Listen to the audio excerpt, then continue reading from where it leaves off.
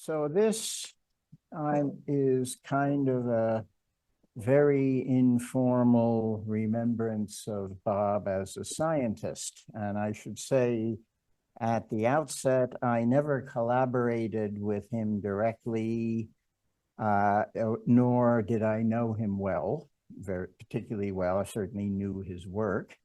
I did recruit him for this program. It was, you know how these things work, and it was particularly me who fingered him. We did have some contact over the years, but as I explained to Bruce earlier this week, these communities are a bit like the ocean, which many of us are concerned with the ocean, where you have currents and eddies that flow by each other with very little mixing necessarily going on. And that's a bit sort of how I knew Bob. He was always floating by in another current. I'll leave the personal recollections to Mike Fitzgerald and Clive Michael, who are kind enough to join us. And I will say there'll be a larger memorial or whatever for Bob Dewar, either at PPPL, that's the Princeton Plasma Physics Lab, for those of you who don't know, or ANU, Australian National University, sometime in the future. That's being worked out by Amitava Bhattacharjee and Matthew Howell. So some of my spiel overlaps with Ulrika's, but not much. So he was born in 1944. He's 80 years old. Undergraduate in U Melbourne and PhD in 1970. His thesis advisor was Russell Kulsrud, who I think many of you recognize, a rather well-known person.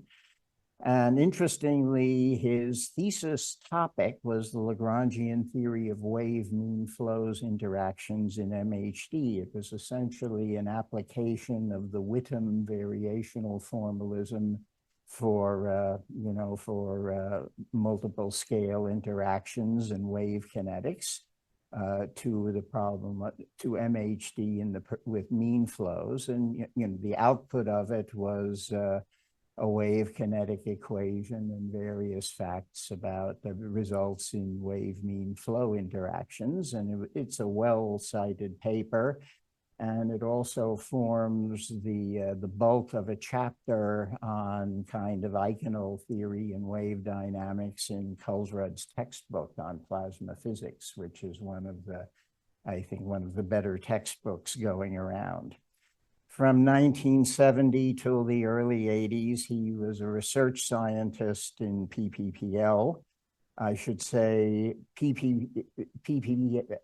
was sort of nominally, again, you guys don't know, nominally attached to the Department of Astrophysical Sciences in Princeton, but really was a world unto itself. It was just physically separated, and except for one or two people, none of the staff held academic appointments, at least back then. That's changed a little, but not much. During those years, that was certainly the glory days of the Princeton Plasma Physics Lab. Things have changed a bit, but that's another discussion. And it was certainly the center of magnetic fusion, and particularly magnetic fusion theory in the United States in that time. And in the topic, in a sense, that was sort of at the forefront then, and this certainly has changed, was MHD and MHD stability. And Bob started to work in MHD, and in particular, became very interested in MHD equilibria and stability in toroidal systems, largely tokamaks, but other things too, as we'll say. And I'll run through his story, and then I'll run through his scientific threads. So we'll come back to some of this. But the activities during that time period were dominated by something called PEST, which is the Princeton Equilibria and Stability and Transport Group. It was it's sort of the ancestor of things like SIDAC, except that it did not have DOE as the you know, the organizer of it, but it was a large-scale computation group in with the goal of, you know, producing codes useful to machine analysis of results and machine design. It was actively supported by Harold Firth and the like.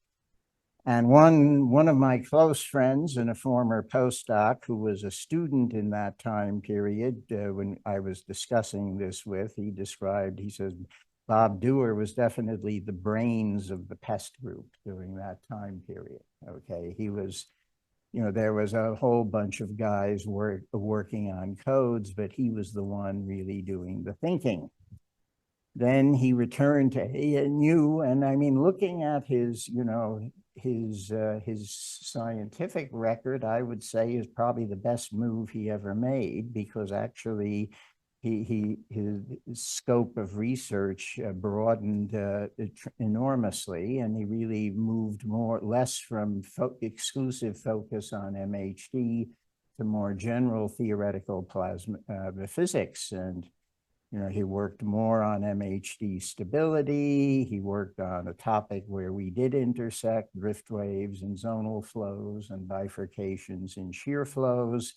He continued his work on ballooning modes, which we'll talk about later, and he continued work on MHD relaxation, in particular applications to stellarators. I mean, during that time, he really trained a whole group of promising young people, either as junior collaborators or postdocs or students. And, you know, relevant names, well, say junior collaborator was Rowena Ball, who did a lot of work on actually the shear flow business.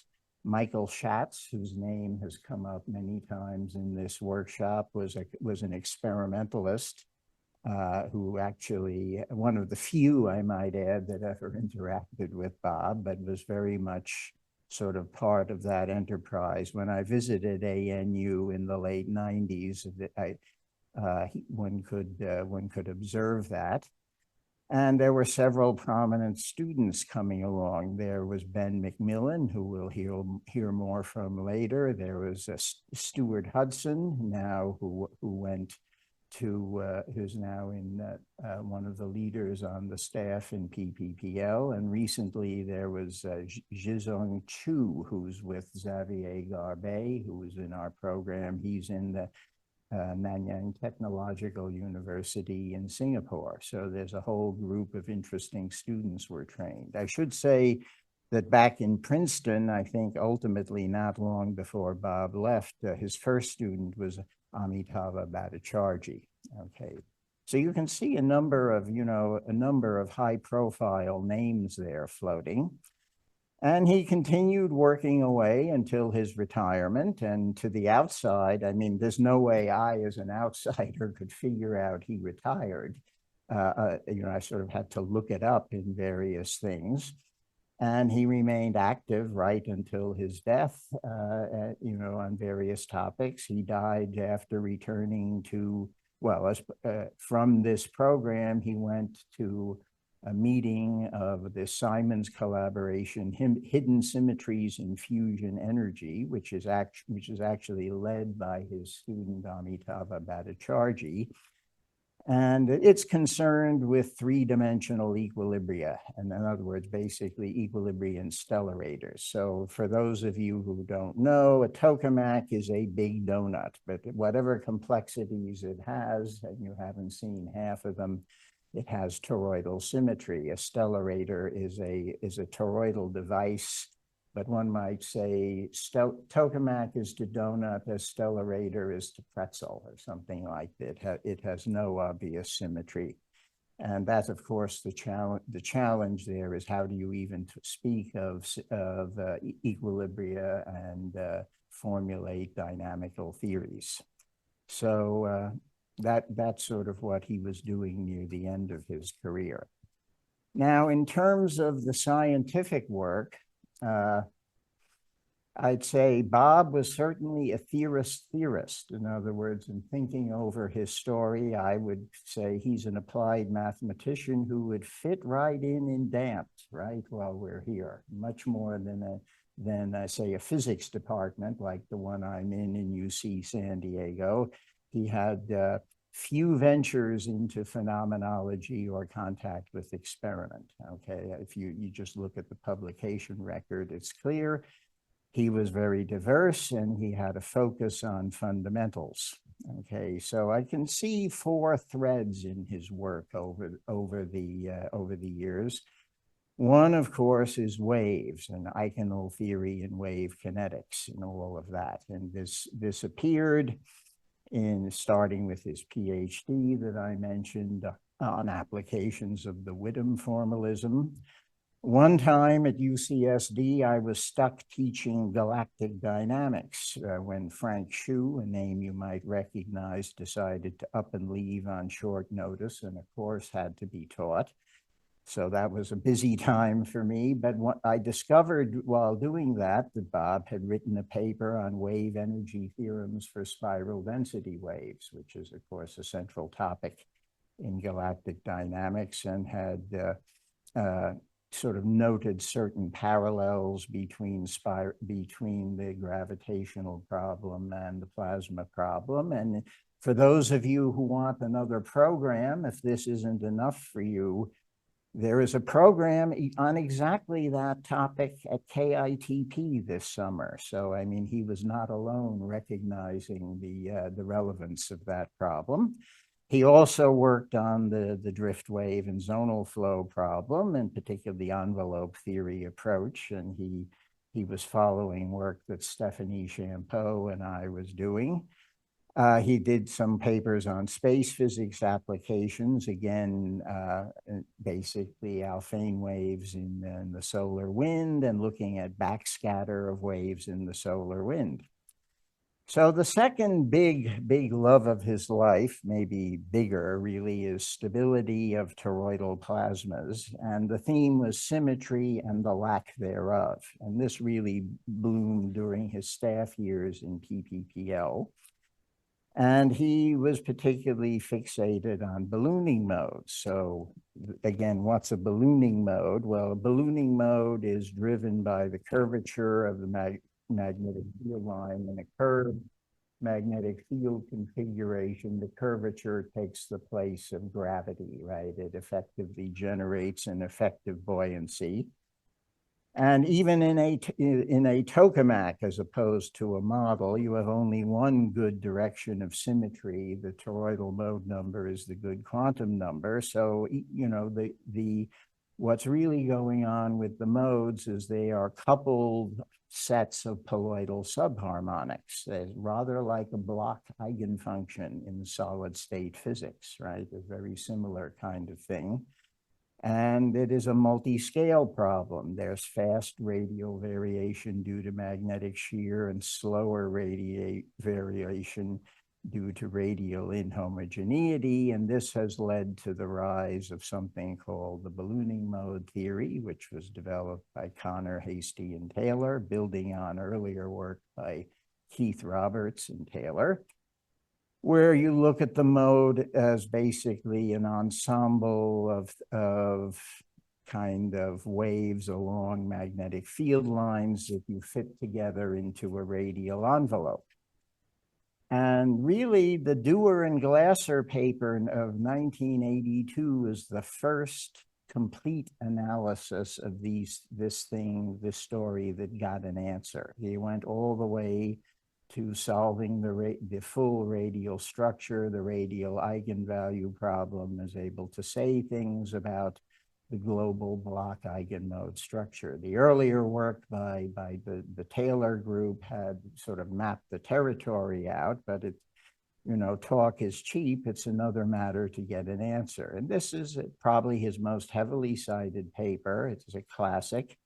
And it's still referred to in these days. Many applications in this direction followed, as you can guess. that in complex, but this is sort of solving an eigenvalue problem in a complex potential. You run into things that resemble quantum chaos. So he was interested in that. And he also was then interested in applying these ideas to stellarators, again, where you don't even have the toroidal symmetry. So a third topic that runs through his career is relaxation, especially in MHD. And this is the Taylor problem. This all is, by the way, the Taylor here equals Brian Taylor, not Jeffrey Taylor. This is the MHD counterpart to minimum entropy theory, which we've heard a lot about in this program. Only here the game is looking to minimize energy subject to the constraint of conserved magnetic helicity and global magnetic helicity. And the problem is why global? And that's still an open question from a rigorous sense, although the theory works. And then what kind of states do you get and what's going on near the minimum and all. It's very much the constrained relaxation game. So this appeared first for Bob in Bhattacharjee thesis, which was concerned with low energy states, sort of near minimum states with a single tearing mode in the system, and trying to fit that into the relaxation theory.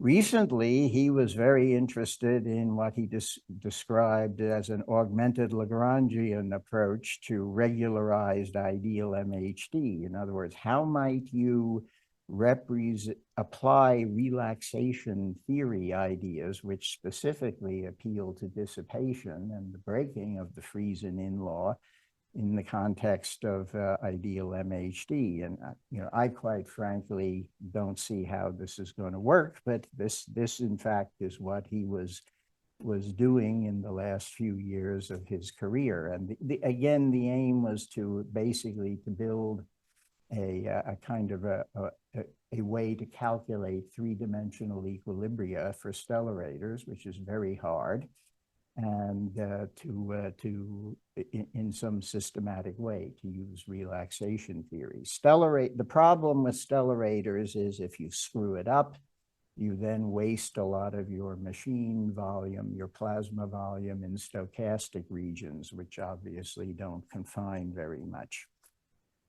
So another topic was in general nonlinear dynamics as applied to plasma physics.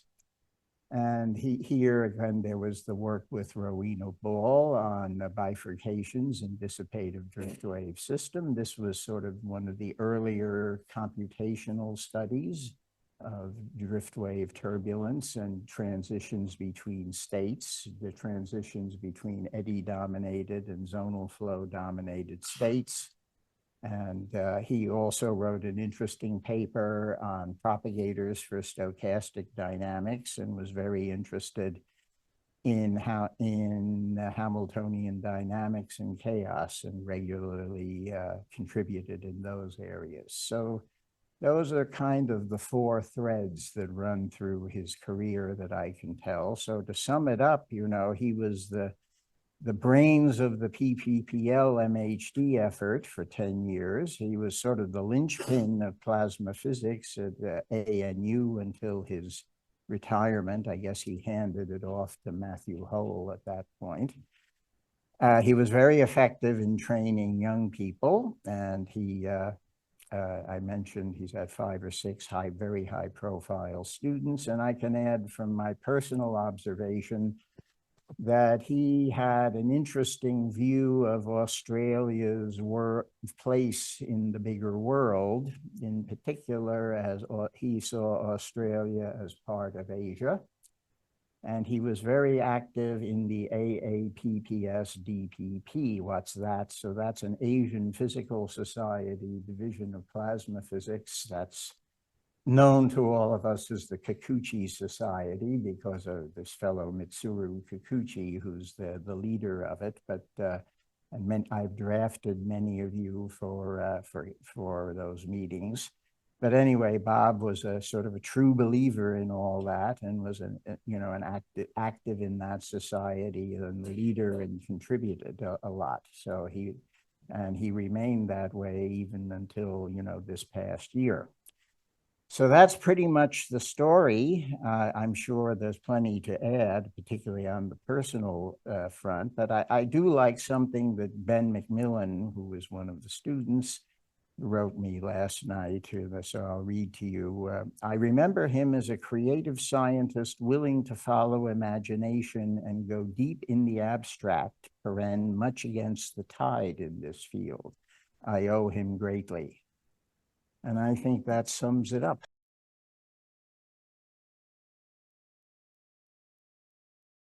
Found he was guided by the mathematics, so sort of applied maths, wherever it led, right? So there's not a lot of hand waving involved, right? So in particular, he would approach the things that most people would shy away from. So he sort of had this attraction, at least when I was there, towards these sort of pathological things. Most people would say, okay, so for a sufficiently smooth X, Y, Z, and the sort of hand wave it away like that.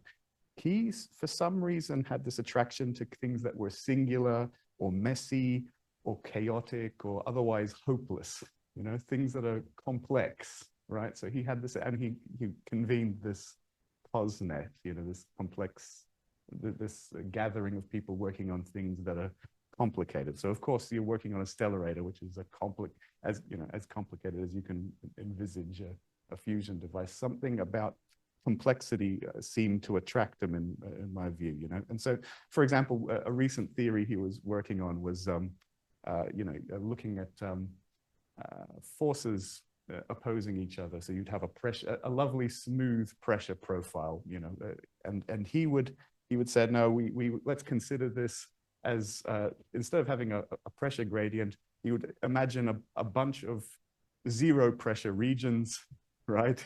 And like an infinite number of them, and then gluing them together, in some strange way, so completely unintuitive. But then from that, he would show that it's actually the same. You get the same answer doing that as starting with the intuitive thing. So somehow he would make these miracles happen out of the mathematics, right? So that it was a interesting kind of instinct to go that way, right? Or for example, he would consider you'd have chaos would take place, and most people would say yes. Once chaos takes place, you lose all your confinement, or there's no gradients possible. But then he was kind of looking for, in the scraps of this chaotic situation, whether or not there are these ghost surfaces that you could imagine, these almost surfaces where there's some confinement there, So these kind of hopeless pathological things, he was still looking for something there, and it was not intuitive. It was always kind of computing them from first principles rigorously with whatever horrible thing he found along the way. He still proceeded on. I once complained to Per Helander, another great theorist, that he's always working on the most difficult, unintuitive, hopeless things. And Per said, well, that's exactly why he respected him, is that he approached these difficult problems, right? So I don't know, maybe the attraction to hopeless causes was a big reason why somehow there's a fusion activity in Australia, right? This is Canberra in the middle of nowhere. And you've got this experiment, but he was, persisting and insisting that there would be a theory activity there. So it's also maybe the reason why he had such a love of his Apple computer. Just, this is a fan from way back, even in the 90s, he was using this thing for scientific computing, right? So he had this, he was doing scientific computing on a Macintosh in the 90s, right? When everyone around him surely was making fun of him for it. So yeah, there's a kind of insistence. But yeah, of course he didn't brag or anything like that, but PhD students would seek out his counsel. He's kind of the last boss, if you like, where you get your idea checked, and if it passed Bob, then maybe it's a good idea. And he was, if he understood you, so he'd just sort of quietly listen to what you have to say. He'd look directly at you, and you couldn't muck about when you're talking to him. You have to be clear, and he sort of looks at you. And if he understood, he'd sort of just one large nod. You know, yes, yes. You know, no, that was enough. You know, yeah, yes, yes. If he understood you, right? I see. But if it's very rare that he would be negative on any idea that you have, but he would be open to it.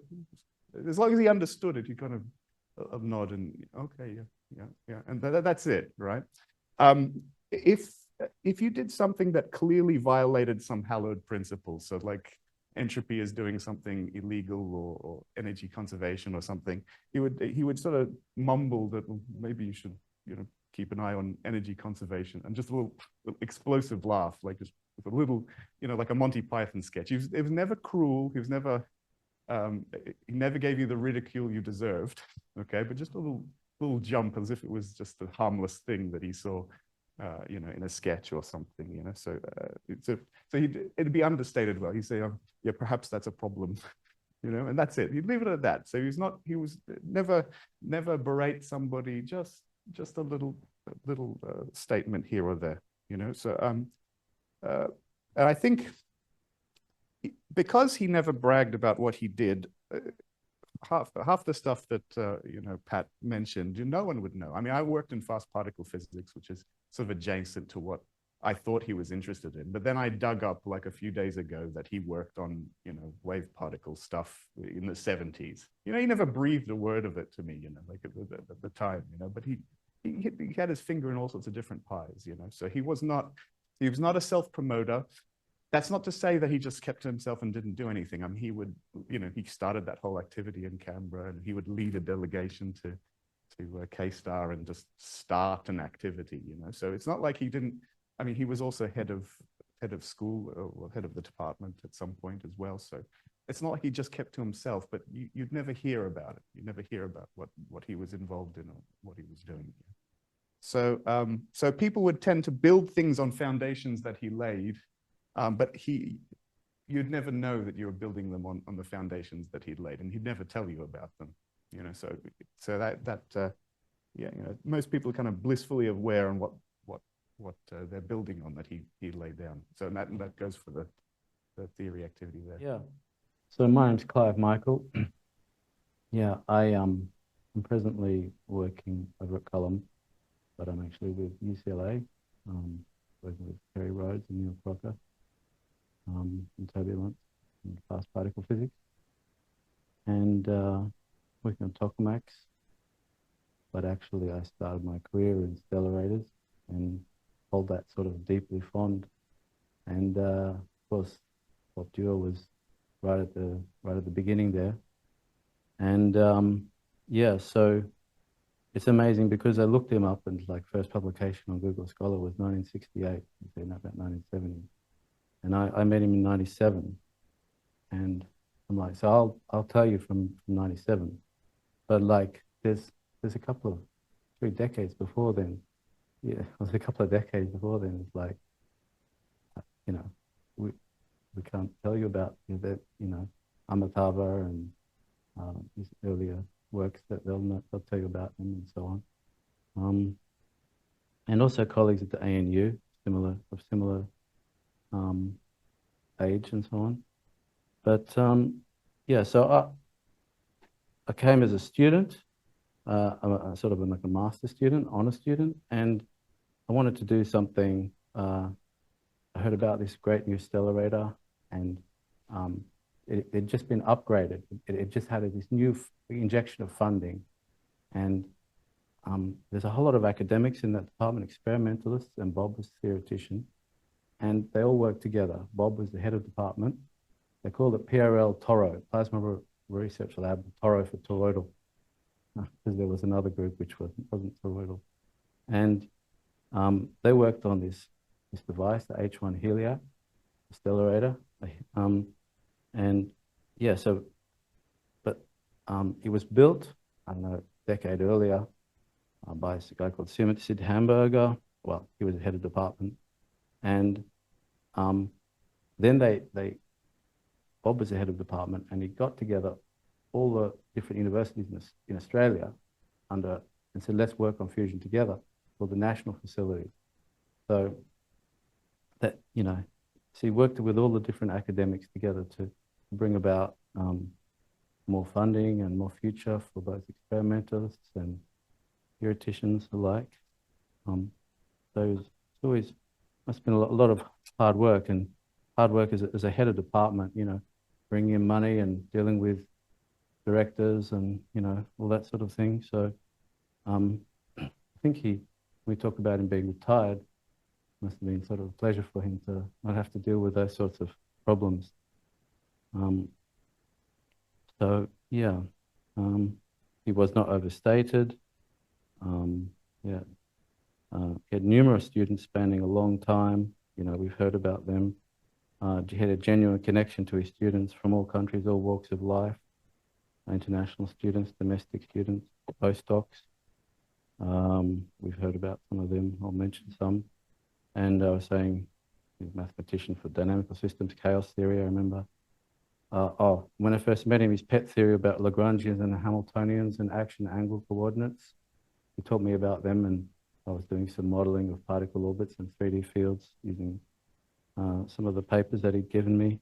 And he also had another student called Sean Detrick, who was working on neoclassical transport studies in the stellarator, and Jerome Landowski. These are the folks from around that time.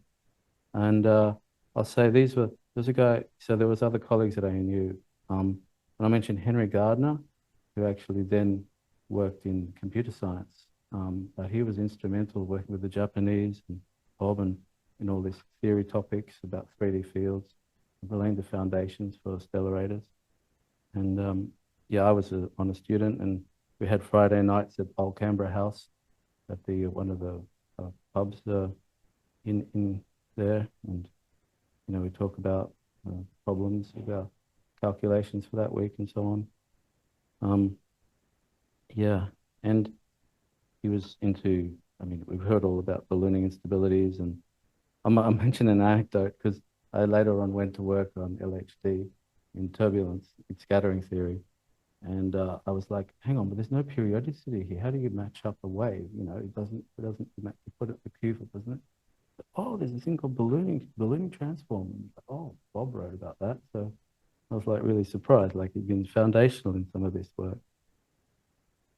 Yeah, Rowena Ball, we've heard about her. And he worked on dynamical systems, LH transitions. I remember lots of seminars about, you know, also some nonlinearities and transitions to chaos, and we loved the LH transition, modeling that sort of stuff. Yeah, he was into equilibrium too, like so this dynamical chaos and just the theory. So he had a student called Sally Lloyd who worked with the hint code. I think might have been his student or something. Yeah. And, you know, that was to do with magnetic equilibrium, where you had islands in there. Normally, the traditional solvers couldn't handle that. And so he supervised Sally. And yeah, I'm just looking up, he arranged the ICPP in Sydney in 2002. I remember that workshop well. And he had, as I said,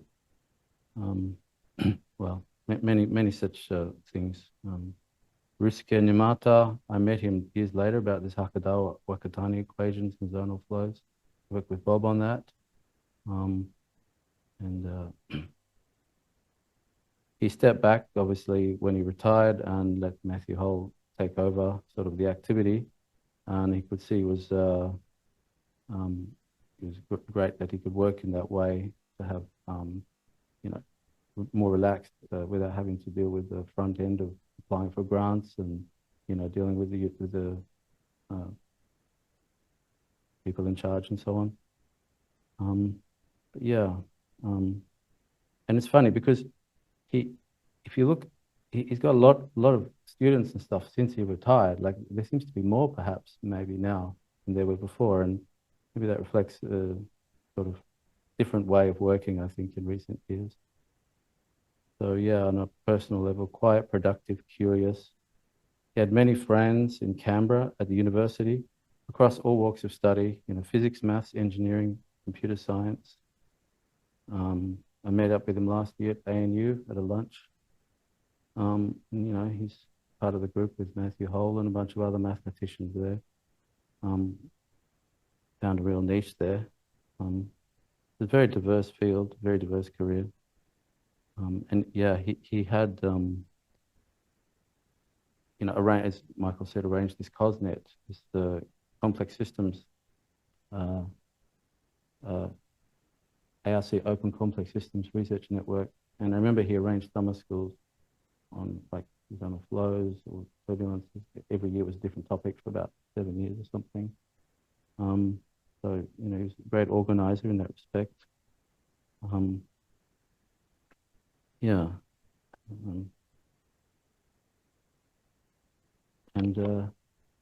So, yeah, that's pretty. I've just got other funny things like, yeah, he gave me the book Flux Coordinates of Magnetic Field Structure. Remember that? That was my go-to. But yeah, I'm an experimentalist and sort of took a different path to Bob. But you know, I was admire his sort of quiet patience and, you know, his leadership in the field. And you know, his ability, he did effectively work with some of the experimentalists in the department, not directly, but they worked together, bring together, you know, to put forward a fusion program. This is in the 90s and so on. So yeah, I mean, yeah, like Boyd Blackwell and John Howard, who worked with them. I mean, he would do the theory and they would do the experiment kind of thing, you know. So they would be working on the 3D fields. But yeah, that was, anyway, such a shame, such a shock that he's gone. But I think he's great because you all just studied with him. He's got a legacy now, you know. So if you're not an academic, I'm just thinking, because when pass away, they're not an academic. You know, they don't get recorded, do they? So much. We have a great record. Just look at the 2 sites and find out. Thank you.